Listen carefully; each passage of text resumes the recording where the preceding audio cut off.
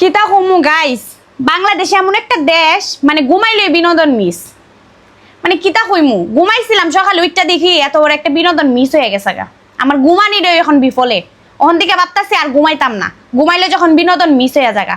আচ্ছা কিতা কইমু, এর আর কি লজ্জা শরম নাই? মানে আমরা লজ্জা করে এটি দেখতে দেখতে, আমরা লজ্জা করে, আমরা শরম করে, এর আর কি শরম করে না? মানে মুখে দিয়ে এমন এমন কথা বেরোয় কিন্তু আমি কিছু কইতে পারি না। মানে হ্যাঁ করে কিচ্ছু খোয়ানো যেত না।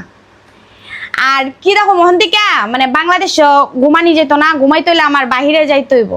ওখান থেকে বাংলাদেশ ঘুমানি যেত না। আর বাহিরে যাইতে যাইতো কিন্তু আমার ফাস্ট ফুড সবকিছু করতে করতে আমার অনেক সময় লেগে যাবো গা, প্রায় 1 বছর যাইব গা। 1 বছরের ভিতরে আমি এর বিনোদন দেখতে দেখতে জাস্ট পাগল হয়ে যাবো গা।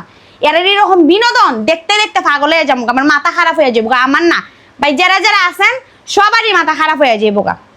আমি জাস্ট একটা কথাই কইতাম চাই, ইডির মানে মানে ইডির কিছু একটা করণ লাগবে ব্যবস্থা।